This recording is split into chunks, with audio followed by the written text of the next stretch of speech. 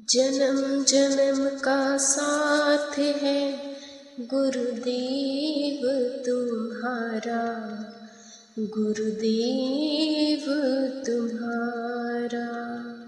जन्म जन्म का साथ है गुरुदेव तुम्हारा, गुरुदेव तुम्हारा। जन्म जन्म का साथ है गुरुदेव तुम्हारा, गुरुदेव तुम्हारा। अगर न मिलते हमको सतगुरु, लेते जन्म दोबारा। जन्म जन्म का साथ है गुरुदेव तुम्हारा, गुरुदेव तुम्हारा। जीवन का आधार है तेरा एक सहारा, जीवन का आधार है तेरा एक सहारा। अमृत सा रस देता है सतगुरु नाम तुम्हारा। गुरु जी को पाके धन्य हुआ है घर संसार हमारा। जन्म जन्म का साथ है गुरुदेव तुम्हारा, गुरुदेव तुम्हारा। अगर न मिलते हमको सतगुरु, लेते जन्म दोबारा। जन्म जन्म का साथ जिस मन में तेरा नाम है सतगुरु जी भगवान, जिस मन में तेरा नाम है सतगुरु जी भगवान। उस प्राणी ने पा लिया जैसे बैकुंठ धाम। सतगुरु जी मेरे रोम रोम ने तेरा नाम पुकारा। जन्म जन्म का साथ है गुरुदेव तुम्हारा, गुरुदेव तुम्हारा। अगर न मिलते हमको सतगुरु, लेते जन्म दोबारा। जन्म जन्म का साथ है गुरुदेव तुम्हारा, गुरुदेव तुम्हारा। तेरे सिवा मेरे मन को सतगुरु कुछ भी रहे ना ध्यान। तेरे सिवा मेरे मन को सतगुरु कुछ भी रहे ना ध्यान। हर पल तुझको ही ध्याऊं, दे दो ये वरदान। कृपा से तेरी तीनों लोक में होता है उजियारा। जन्म जन्म का साथ है गुरुदेव तुम्हारा, गुरुदेव तुम्हारा। अगर न मिलते हमको सतगुरु, लेते जन्म दोबारा। जन्म जन्म का साथ है गुरुदेव तुम्हारा, गुरुदेव तुम्हारा। तन मन सब धनवार दूं सतगुरु जी भगवान। तन मन धन सब वार दूं सतगुरु जी भगवान। सतगुरु शक्ति दो मुझे, देकर शब्द का नाम। सतगुरु जी के चरणों में है बैकुंठ धाम हमारा। जन्म जन्म का साथ है गुरुदेव तुम्हारा, गुरुदेव तुम्हारा। अगर न मिलते हमको सतगुरु, लेते जन्म दोबारा। जन्म जन्म का साथ है गुरुदेव तुम्हारा, गुरुदेव तुम्हारा जन्म जन्म का साथ है, गुरुदेव तुम्हारा, गुरुदेव तुम्हारा। सात संगत जी बड़े प्यार से कहना धन निरंकार जी। संगत जी बड़े प्यार से कहना जी धन निरंकार जी। सात संगत जी दासी विचार के माध्यम से आप लोगों को कुछ बताना चाहती है। सात संगत जी आशा है प्रमाण करेंगे। सात संगत जी बड़े प्यार से कहना धन निरंकार जी। बिन संगत विवेक न होए, बिन संगत विवेक न होए, राम कृपा बिनु सुलभ न सोए, राम कृपा बिन सुलभ न सोए। सात संगत जी भक्त हमेशा यही कामना करते हैं कि संतों से ही हमारा संपर्क बढ़े, महापुरुषों से ही हमारा नाता जुड़े और गुरु सिखों से मिलाप हो। सात संगत जी साधु संगत के प्रताप से ही जीवन में परिवर्तन आ जाता है। सात संगत जी कहा है, गंगा के संग सरिता बिगरी, सो सरिता गंगा होई निबी, चंदन के संग तरुवर बिगड़ियो, सो तरुवर चंदन होई निबरियो, पारस के संग तांबा बिरियो, सो तांबा कंचन होई निबरियो, संगत संग कबीरा बिगड़ियो, सो कबीर रमे होई निबरियो। सात संगत जी जिस तरह से चंदन के पास उगी हुई वनस्पति में भी चंदन की खुशबू आ जाती है, एक गंदा नाला हो बह रहा है, वो विशाल गंगा की शरण ले लेता है सात संगत जी, तो उसी का रूप हो जाता है। उसी तरह से एक लोहा है, वो पारस को छू जाता है सात संगत जी, और फिर वो कंचन बन जाता है। इसी तरह से संतों की अवस्था को कबीर जी बता रहे हैं कि महापुरुषों की संगति कर ले, कबीर जी का राम रूप हो गए सात संगत जी। सात संगत जी जब तक हमें साधु संगति नहीं मिलती तब तक हमारे जीवन में महानता आने वाली नहीं, हमारे जीवन ऊंचाइयों की तरफ बढ़ने वाला नहीं। सात संगत जी अगर हम मनमुख की संगति करते रहें, खुद गुरसियों को अपने मन में बरसाते रहें, तो हम कभी भी चैन प्राप्त नहीं कर सकते। जैसे पिछले दिनों ही एक बहुत बड़े ट्रेजी हुई, बहुत नुकसान हुआ, भोपाल नगर में हजारों की संख्या में जाने गई। किस कारण? जहरीला हवा के कारण। हवा तो हम देखते हैं कि निरंतर चलती है, हम सांस लेते हैं, हवा के कारण हमारा जीवन चल रहा है। लेकिन सात संगत जी उसी हवा में जब जहर मिल जाए तो कितना बड़ा नुकसान है। इसी तरह कुसंग का माया, माया का प्रभाव भी हमारे मन को जहरीला बनाता है। सात संगत जी निर्मल जल जब हम पीते हैं तो उस पानी को पीने से हमारी सेहत बनती है, लेकिन हम यदि कोई ऐसा पानी पी लें जिसमें कुछ कीटाणु हो, जिसमें कुछ बीमारियां फैलने वाले जीवाणु हो, तो उससे लीवर खराब हो जाता है, ये जॉन्डिस हो जाता है सात संगत जी, अथवा मलेरिया भी हो जाता है। कहने का भाव कि अगर महापुरुषों की संगति प्राप्त होती है सात संगत जी, तो उनकी ऊंची भावनाएं हमारे जीवन का अंग बन जाती है।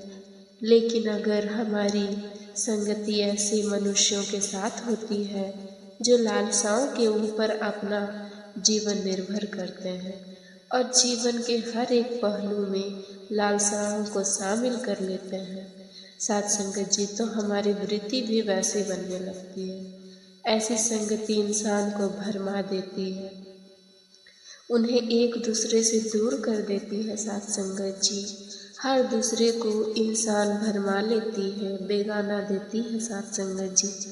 इसीलिए संत महात्मा साधु संगति की प्रेरणा देते हैं, सत्संग की प्रेरणा देते हैं सात संगत जी। संग सत्य का संग, सच्चाई का संग, संत महापुरुषों का संग, परम आत्मा का संग, इसी की महत्ता है सात संगत जी। सत्संग ही एक ऐसा सरोवर है जो आनंद देने वाला है, इसमें हमेशा डूबे रहें, इसकी शीतलता हमेशा प्राप्त करते रहें। जब हम सरोवर में नहाते हैं तो बहुत आनंद आता है साथ संगत जी, गर्मी से राहत मिलती है।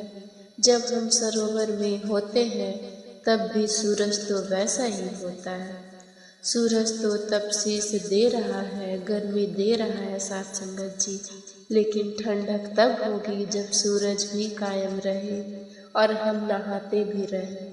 सूरज अपना काम कर रहा है साथ संगत जी, लेकिन तालाब में हम नहाते हैं तो सूरज की गर्मी हम पर असर नहीं करती साथ संगत जी। इसी तरह जो नाम के सरोवर में डूबा है तो ये संसार के पदार्थ है। जो डुलायमान करने वाली माया है, लोभ अभिमान जैसे विकार हैं, ये भी कायम रहते हैं साथ संगत जी, लेकिन भक्त पर बुरा प्रभाव नहीं डाल पाते। साधु संगति प्राप्त रहे, संगत में हम जाते रहे साथ संगत जी, तो फिर कभी मन में संताप नहीं आता साथ संगत जी। इसीलिए भक्तों ने सदा अरदास की है कि ऐसे महापुरुषों से मिलाप हो जिनसे मिलकर प्रभु परमात्मा का ध्यान बना रहे, निरंकार पर विश्वास कायम हो।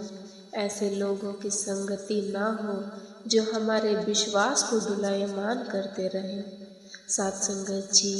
साकल का संग से नुकसान होता है। जिस तरह से एक केले का पेड़ होता है, चौड़े पत्ते होते हैं साथ संगत जी, उसके साथ कोई बेरी उग जाती है जिसमें कांटे लगे होते हैं। जब हवा चलती है तो केले के कोमल पत्ते बेरी से टकरा और बेरी के कांटे केले के पत्तों को चीर देती है साथ संगत जी। साथ संगत जी, इस भक्त प्रार्थना करते हैं कि हे प्रभु, कुसंग से बचा, ऐसे मनमुख इंसान की सुहबत से बचा, क्योंकि उसकी संगति हमारे विश्वास को कमजोर कर देती है साथ संगत जी। महापुरुषों की संगति से दूरी का भाव दूर हो जाता है, संगीना दूर हो जाती है। हर हाल में इस निरंकार के ऊपर पूर्ण विश्वास कायम हो जाता है साथ संगत जी, और अपने अभिमान का नाश हो जाता है। ये सारा महापुरुष संगति का प्रभाव है। ज्यों ज्यों ये संगति मिलती जाती है साथ संगत, उतना उतना ही अडोल निरंकार परमात्मा के ऊपर विश्वास बनता जाता है साथ संगत। अगर हम साध प्राप्त नहीं करते तो संसार की मैल चढ़ने लगती है, हमारी सोच संकीर्ण बन जाती है, हमारी तंगदिलियाँ बढ़ जाती है साथ संगत जी। जब हमें सत्संग प्राप्त होता रहता है तो ये मन हमेशा शांत रहता है, ये मन कभी डावाडोल नहीं होता। एक दातार के ऊपर हमेशा विश्वास कायम रहता है। यह एक ऐसी आत्मिक खुराक है साथ संगत जी, ऐसी एक ढाल है, जो भी इसको अपने साथ ले लेता है वो हमेशा सहज अवस्था में इस भक्ति के मार्ग पर चलता है साथ संगत जी। साथ संगत जी, सत्संग के बगैर विवेक बुद्धि जागृत नहीं होती, और जिसको सत्संग प्राप्त हो जाता उसको ही विवेक प्राप्त हो जाता है साथ संगत जी। साथ संगत जी, वो भले बुरे का भेद जान जाता है। यह विवेक बुद्धि महापुरुषों की संगति से प्राप्त होती है। जिस तरह से चंदन के पेड़ के पास जो वनस्पति उगती है उसमें भी सुगंधित आ जाती है, इसी तरह जो गुरु सिख महापुरुष का संग मन से कर ले साथ संगत जी, उसे भक्ति भावना प्राप्त होती है, सुख आनंद प्राप्त होते हैं साथ संगत जी। साथ संगत जी, शरीर से एक बच्चा क्लास में रहता जाता है, टीचर पढ़ा रहा है, तन करके तो उसकी हाजिरी है, लेकिन अगर उसका मन कहीं और दौड़ रहा है तो फिर वास्तव में जो उसको सिखलाया जा रहा है वो उसको ग्रहण नहीं कर पाता है, और वो कभी विद्वान नहीं बन पाता साथ संगत जी। इसी तरह संगत जो बताई गई, यह मन में करके बताई, तन करके जो हाजिर होना, लेकिन मन अगर यहाँ से गायब हो जाएगा साथ संगत जी, मन अगर हाजिर हो जाएगा साथ संगत जी, मन में कोई सीखने की भावना नहीं होगी तो सत्संग का लाभ प्राप्त नहीं पाएगा। सत्संग का लाभ देना है तो सत्संग में डूबा होना चाहिए, आपको अपने खोना होना चाहिए। सत्संगत जी, किसी इंसान ने सुन रहा था कि पारस लोहे को कंचन कर देता है। उसे किसी पता नहीं चलता कि खला गांव में एक बुजुर्ग महात्मा रहता है, उसके पास पारस है। वो वहां पर गया, उसे बुजुर्गों के आगे विनती की, कहने लगा, महात्मा जी, मुझे मालूम हुआ कि आपके पास पारस है, आप कृपया मुझे दिखा दीजिए, आपकी बड़ी मेहरबानी होगी। सत्संगत जी, महात्मा ने कहा, अच्छा मैं अभी दिखाता हूँ। वह अंदर ट्रंक में से एक डिबिया उठा लाया, वो डिबिया उसके सामने रख दी। डिबिया लोहे की थी। सत्संगत जी, जो इंसान पारस देखने गया और कहने लगा, बस आज तो राज ही खुल गया है, आज तो सब पता चल गया, सब बातें ही बातें, कौन कहता है कि पारस लोहे का कंचन कर सकता है। आप ये लोहे की डिबिया मेरे सामने लाकर रख रहे हैं और इस लोहे की डिबिया में पारस पड़ा हुआ है।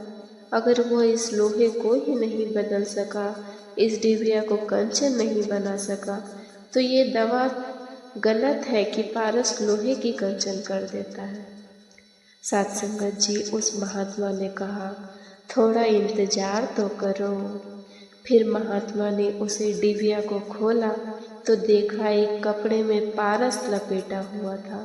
महात्मा ने कहा, पारस में तो शक्ति है, लेकिन बीच में ये कपड़े की दीवार जो आ गई, वो लोहे को छूने दे रही है। सत्संगत जी, लोहा पारस को छू ही नहीं रहा, जिस कारण ये लोहे का लोहा है। इस डिबिया में पड़े होने के बावजूद ये कंचन नहीं बन पाया। सत्संगत जी, इसी प्रकार संगत की पारस है जो जीवन को सुनहरा बना देती है, अहंकार की दीवार न हो। सत्संगत जी, इसी प्रकार से सूरज है, उसकी अपनी रोशनी है, लेकिन जिसने अपने ऊपर कुछ अवधारणा चढ़ा लिए हों, जो खुद ही कुछ पर्दे सामने टांग ले, तो फिर सूरज की रोशनी से वो कैसे लाभ प्राप्त कर सकेगा। सूरज में कोई कमी नहीं है, जैसे उस पारस में कोई कमी नहीं है। उसमें शक्ति है, उसमें सामर्थ है, लेकिन उस लोहे ने कपड़े की ओट ली हुई है। उस लोहे को पारस की कंचन कर नहीं पाता।